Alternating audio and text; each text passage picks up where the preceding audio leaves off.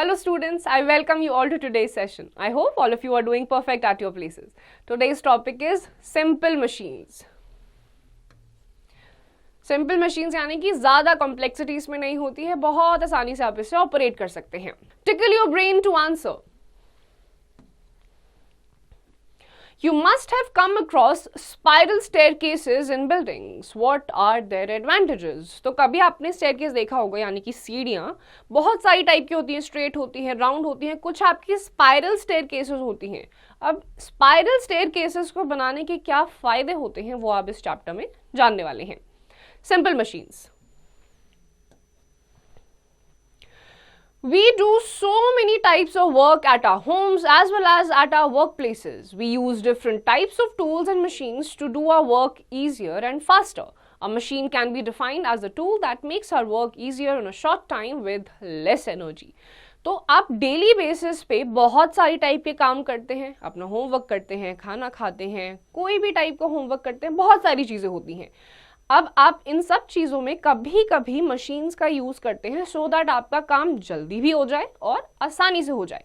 For example, हमारी मम्मियाँ होती हैं, कपड़े धोती हैं, वॉशिंग मशीन का यूज़ करती हैं. It is a kind of simple machine नहीं है, कॉम्प्लेक्स मशीन है, but it is a kind of machine which makes our life easier, कम एनर्जी में और जल्दी से हमारा काम खत्म कर देती है. A bottle opener, sewing machine, scissors, crane, washing machines are examples of machines. Machines may be simple or complex. A machine which has a very few parts and simple structure and uses a single applied force to overcome a single force is called simple machine. तो washing machines, scissors, छोटी सी होती है, वो भी एक type की machine है. तो मशीन आपकी सिंपल भी हो सकती है, कॉम्प्लेक्स भी हो सकती है.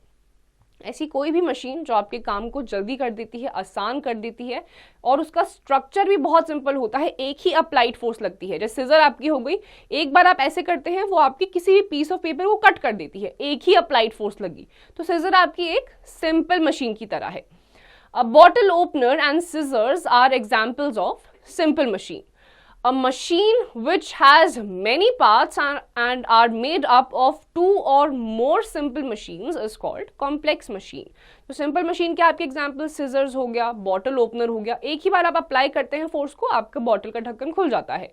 अब आपकी जो कॉम्प्लेक्स मशीन्स होती हैं उसमें दो या दो से ज़्यादा सिंपल मशीन्स का कॉम्बिनेशन होता है. When two or more simple machines are combined together, they create a complex machine.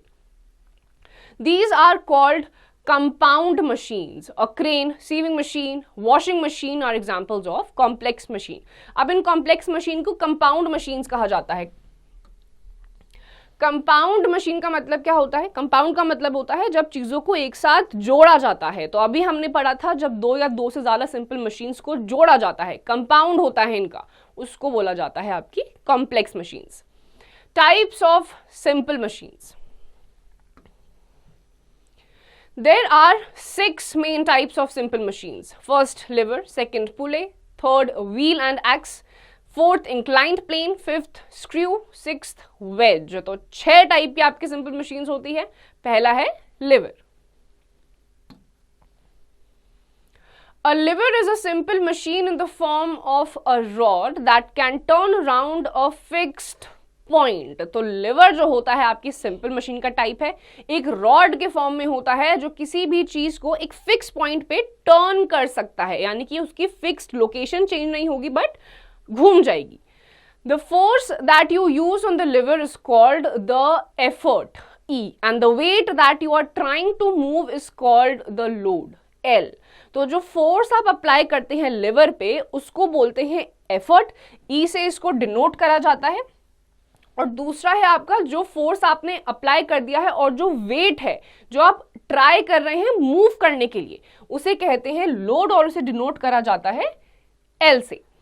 The point on the liver that does not move is called the fulcrum F. अब आपका अभी हमने यहां पर देखा था कि एक फिक्स्ड पॉइंट पे वो मूव करता है. कोई भी आपकी चीज है जब आप फोर्स अप्लाई करते हैं फिक्स्ड पॉइंट पे रहता है, तो फिक्स्ड पॉइंट जो होता है वो आपका फल्क्रम होता है. एफ से इसको डिनोट करते हैं.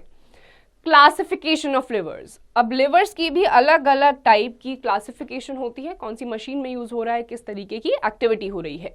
Based on the position of fulcrum, load and effort, livers are classified into 3 types. सबसे पहला है first class lever.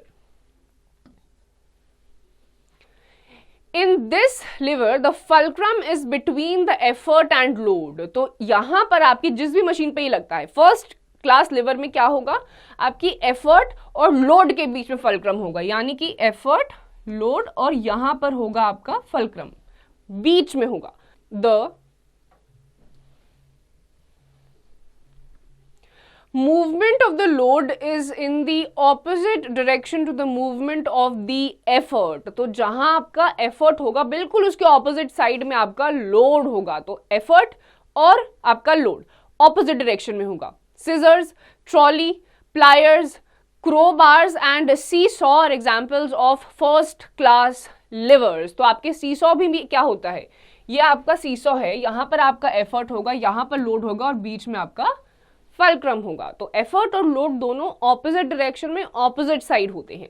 अब सेकंड क्लास जो लिवर होता है उसमें आपका जो फल्क्रम और एफर्ट होता है, लोड उसके बीच में होता है, यानी कि यहां लोड है, यहां एक साइड फल्क्रम होगा और दूसरी तरफ आपका इफेक्ट होगा. पहले वाले में फल्क्रम बीच में था, इस वाले में आपका जो लोड है वो सेंटर पे होगा.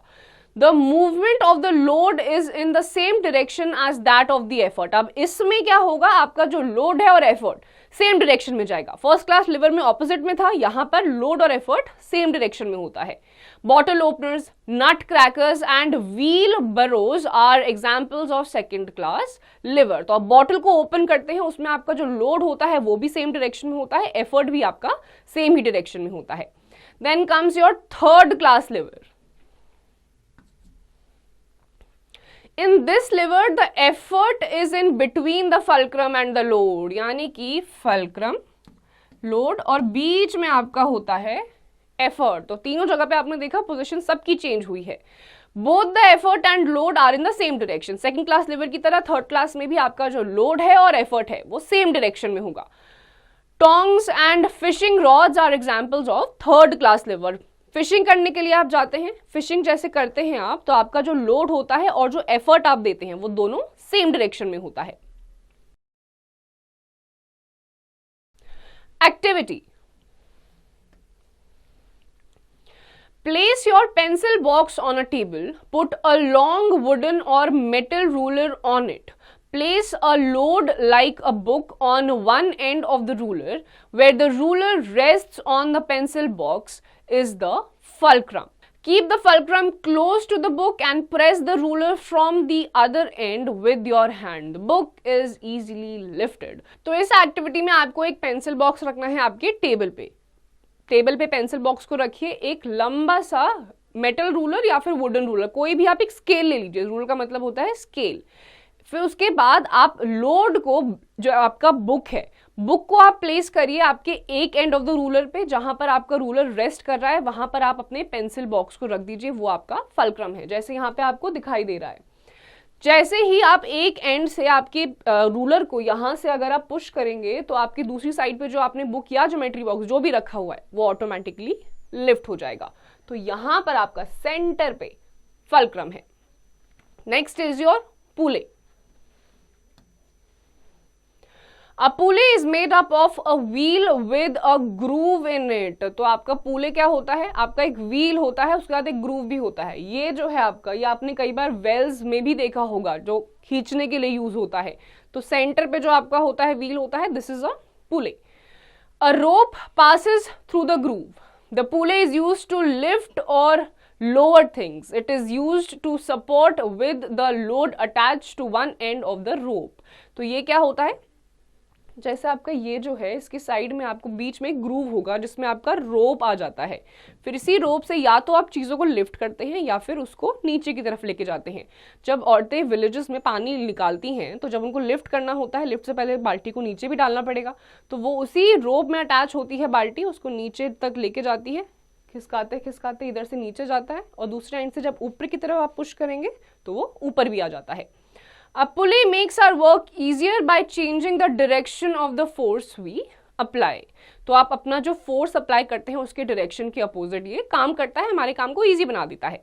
When water is drawn from a well directly without pulley, more effort has to be applied because the rope is pulled vertically upwards against the force of gravity. अब अगर बिना इसके सिर्फ रस्सी के साथ अगर आपको पानी निकालने को कोई बोलेगा तो बहुत निकल तो वो जाएगा, लेकिन बहुत ही ज्यादा फोर्स अप्लाई आपको करना पड़ेगा, क्योंकि वर्टिकली आप उसको निकाल रहे हैं. मतलब आपकी नीचे की तरफ ग्रेविटी ऑफ फोर्स है. ऐसे अगर आप कोई भी चीज को लिफ्ट करेंगे तो नेचुरली आपका फोर्स ज्यादा ही लगेगा, क्योंकि आप ग्रेविटी के अगेंस्ट कोई काम कर रहे हैं. लेकिन ये पुले जो है ये बहुत ही इजीली हमारा काम कर देता है, आराम से धीरे धीरे आपकी बाल्टी को ये ऊपर कर देता है. टाइप्स ऑफ पुले, पुले में भी आपके अलग अलग टाइप्स होते हैं. There are 2 types of pulleys. सबसे पहला है फिक्स्ड पुले. अब फिक्स्ड है तो नेचुरली एक ही जगह पर रहेगा. It is fixed at one position with the help of some support. Here, one end of the rope is tied to the object to be pulled and the effort is applied on the other end. For example, flag pole and pulleys in wells. तो आपका जो पुले Wales में होता है, जैसे ये वाला पुले, तो यहाँ पर आपके यही रहता है, पुले शिफ्ट नहीं होगा. रोप को आप पुल या पुश करते हैं चीज निकालने के लिए, बट उसकी लोकेशन वही रहेगी, चेंज नहीं होगी. तो ये है आपका फिक्स्ड पुले. फिर आते हैं मूवेबल पुले, यानी कि इनकी डायरेक्शन या पोजीशन चेंज हो सकती है. In this pulley, the effort gets reduced as the weight gets supported due to the 2 sections of the rope. Movable pulleys are used to lift loads. तो आपने कभी कोई भारी भारी सामान जो उठाया जाता है, कभी कभी बुलडोजर से भी उठाया जाता है या फिर ऐसी किसी मशीन से उठाया जाता है, जैसे आपको यहाँ पर दिख रहा होगा. तो यहाँ पर क्या होता है, आपकी जो पुले की पोजीशन होती है वो हेल्प करती है किसी भी चीज को लिफ्ट करने के लिए. तो ये मूवेबल पुले होता है. Know it too. Pulleys are very flexible because they use rope to transfer force. Ropes can be routed through virtually any path. अब क्योंकि ये पुलेज जो होते हैं इसके साथ रोप अटैच होती है, ये बहुत ही ज़्यादा फ्लेक्सिबल होते हैं और फोर्स बहुत ही आसानी से अप्लाई कर देते हैं, ट्रांसफर कर देते हैं. Wheels and axle. A wheel and axle is a simple machine in which a wheel is attached to a rod called axle. अब wheel और axle साइड बाय साइड साथ में काम करते हैं. सिंपल सी मशीन होती है, wheel और axle दोनों ही, और एक wheel के साथ एक rod को अटैच कर दिया जाता है. It becomes axle. When the wheel is turned, the rod or axle also turns around. A wheel and axle is used to lift heavy loads and to move things faster. When we turn a round doorknob to open a door, we are using a wheel and axle. The round doorknob is the wheel and the rod it is attached to is the axle. Many machines use a wheel and axle arrangement to rotate other parts of the machines. All vehicles, cars, buses, trains, trucks, skateboards, roller skates have a wheel and axle. तो आपका जो wheel होता है उसको जब एक rod, ये आपकी रॉड है, ये आपकी व्हील है, इन दोनों को जब अटैच कर दिया जाता है तो इट बिकम्स एन एक्सल. तो ये दोनों चीजें, जैसे ही आपकी व्हील मूव करेगी एक्सल भी मूव करता है. आप गाड़ी का कभी टायर देखिएगा, उसमें आपकी एक्सल और व्हील दोनों होती हैं. जैसे जैसे एक व्हील घूमता है एक्सल भी मूव करता है. तो यह आपके भारी भारी लोड होता है, उसको मूव करने के लिए, किसी भी चीज को तेजी से उसकी स्पीड बढ़ाने के लिए यूज करा जाता है. Then comes your inclined plane. An inclined plane is a flat surface with one end higher than the other.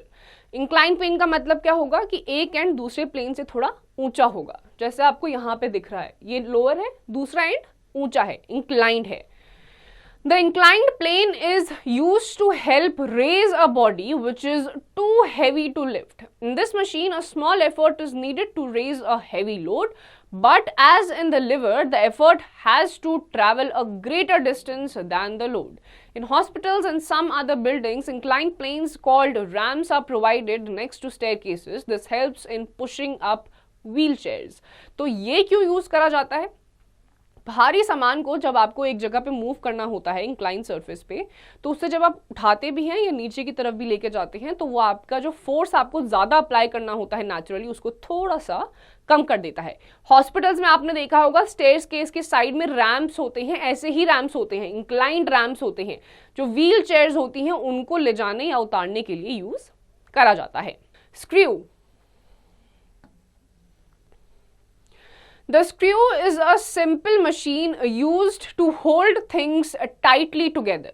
Why is a screw better than a nail? अब आपका जो स्क्रू होता है वो चीज़ों को टाइटली, आप डोर का नॉब देख लीजिए, कोई भी चीज़ को साथ में जब आपको अटैच करना होता है तो स्क्रू ज़्यादा टाइटली करते हैं, तो नेल्स का यूज क्यों नहीं करा जाता? When we join things together with a screw, they are held together through a longer distance and thus cannot be forced apart easily. On the other hand, when we join things with a nail, they are held together only for a short distance, that is through the length of the nail. तो ये difference होता है कि जब आप screw driver से कोई भी चीज़ को अटैच करते हैं तो थोड़ा सा डिस्टेंस या थोड़ा ज़्यादा डिस्टेंस ऑब्जेक्ट और स्क्रू के बीच में रहता है, तो जितना भी आप पुश कर लीजिए वो नहीं मूव करेगा, आसानी से मूव नहीं करेगा। बट अगर आप कील से या ऐसी किसी नेल से करते हैं तो नेल के बीच में ऑब्जेक्ट के बीच में ज़्यादा डिस्टेंस नहीं रहता है, जिसकी मदद से आप उसको बहुत आसानी से अपार्ट कर सकते हैं। इसीलिए स्क्रूज का यूज करा जाता है rather than nails. Know it too. A jack screw combines a screw with a lever. It helps to raise heavy loads using lesser effort. A jack screw is used for lifting automobiles and other heavy objects, even houses. तो एक Jack screw क्या होता है, एक screw को liver के साथ attach कर दिया जाता है। तो किसी भी लिवर को जब आप एक लिवर को स्क्रू के साथ अटैच करते हैं, it is known as jack screw.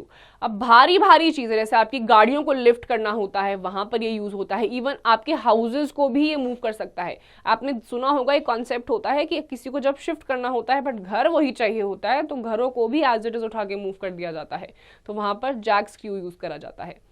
Veg. A wedge consists of two inclined planes that meet at sharp edge. तो wedge आपका क्या होता है, दो inclined plane जहां पे एक sharp edge होता है, वहां पर उनको जोड़ा जाता है। Wedges are after used to cut a split objects.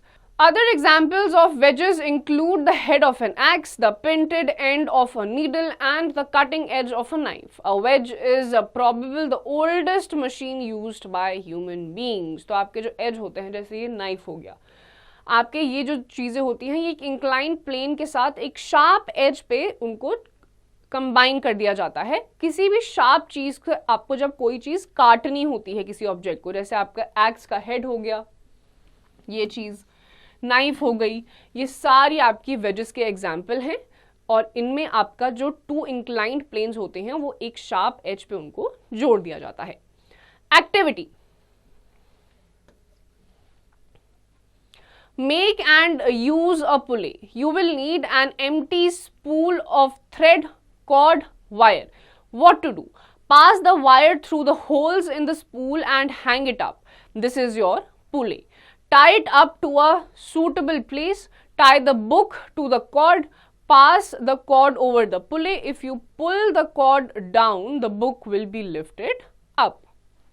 तो यहाँ पर आपको खुद से एक पुले बनाना है। इसके लिए आपको एक स्पूल ऑफ थ्रेड चाहिए, कॉर्ड चाहिए और वायर चाहिए।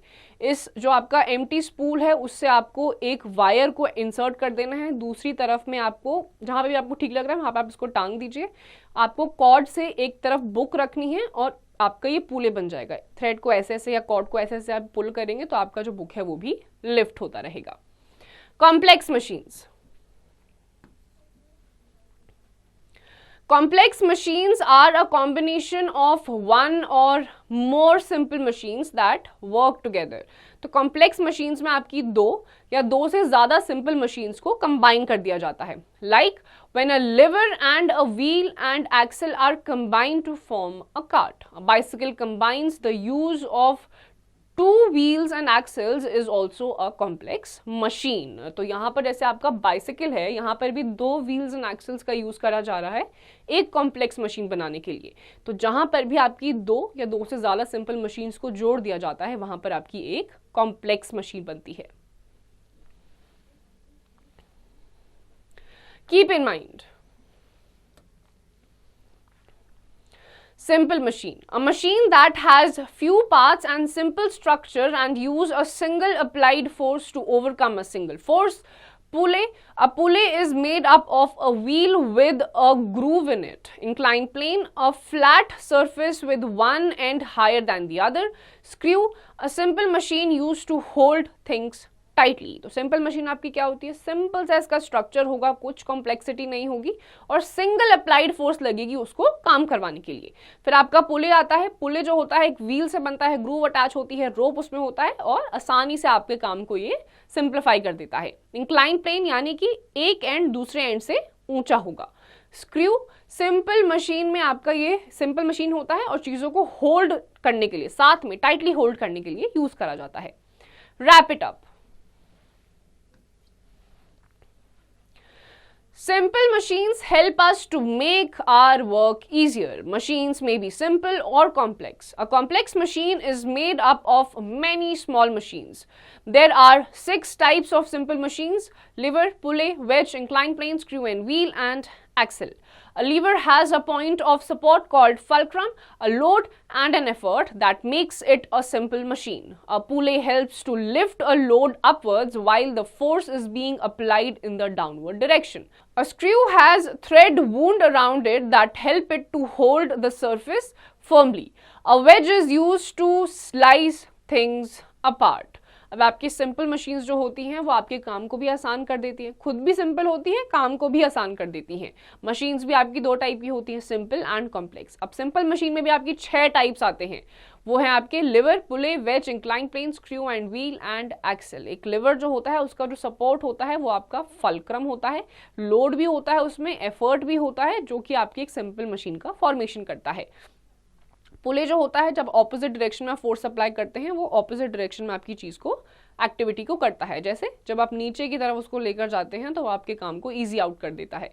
स्क्रू जो होता है वो आपकी चीजों को टाइटली होल्ड करने के लिए यूज करा जाता है. ऑन द अदर हैंड जो आपका वेज होता है, जैसे आपका नाइफ हो गया, एक्स हो गया, वो चीजों को स्लाइस, काटने के लिए यूज करा जाता है.